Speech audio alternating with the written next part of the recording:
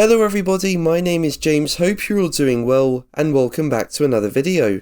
So Max Verstappen managed to fight his way from 15th to 2nd in a race that Red Bull ended up dominating, and now Mercedes team boss Toto Wolff has made quite the revelation. Make sure to like the video, and subscribe for more Formula 1 content, but let's jump straight into the news. So let's start with Max Verstappen, who drove a very strong race in Jeddah. As we know, he started 15th after having a drive shaft issue in qualifying, so he had a job on his hands in the race. He didn't have the best of starts, only making up 2 places in a couple of laps, but he eventually started to turn up the pace and started picking everyone off one by one, and a safety car helped him get up to 4th. Inevitably, he managed to get himself into 2nd quite quickly, but he couldn't catch his teammate Sergio Perez. In fairness to Perez, he drove a great race and had some really good pace, and he could easily match an even better Verstappen's pace at times. And overall, it was a very strong race by Red Bull, with him going around a second of that faster than rivals on their way to a comfortable 1-2 finish led by Perez. And as I said, Perez has shown he could challenge Max's pace, and for me this is really positive for the rest of the season. But the 2 Red Bulls were so much quicker than the rest of the field. Fernando Alonso did have another solid race to finish 3rd on track, and at times did have the pace to keep up with Red Bull, which was extremely impressive. But he ended up finishing nearly 20 seconds behind.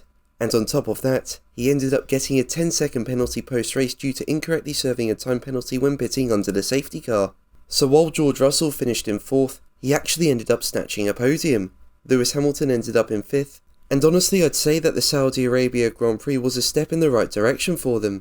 They still don't quite have the pace, but they were faster than what they were in Bahrain, especially considering they beat both Ferraris, who like in Bahrain just seemed to really struggle in race trim.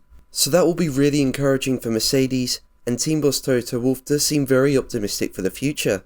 Now during the Grand Prix weekend, Wolff confirmed that incorrect data in the simulations and last year's victory in Brazil made Mercedes stick to their concept. But he does insist that no engineers will be sacked as the team look to improve. He said, "An organisation is constantly changing, and you can't stop that either. Now it's about how we develop further, and discussions are taking place about what the organisation should look like in the future." Now Mercedes are working on a major upgrade for the Imola Grand Prix, although it has been reported the team may try to bring this upgrade around 2 races earlier to Baku. And Wolff said the team are making really big steps with its R&D.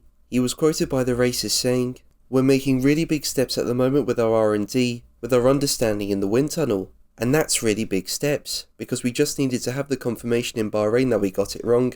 Now we have that." So that will be very encouraging for Mercedes going forward. I mean, even though the team got off to a slow start in Jeddah, they ended up having decent pace compared to where they were in Bahrain.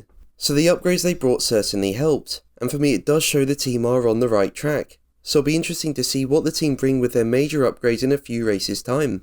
But what do you think? Let me know in the comments below. But that's going to be the video from me today. Thank you ever so much for watching. Make sure to like and subscribe for more videos, and until the next one, take care. Bye.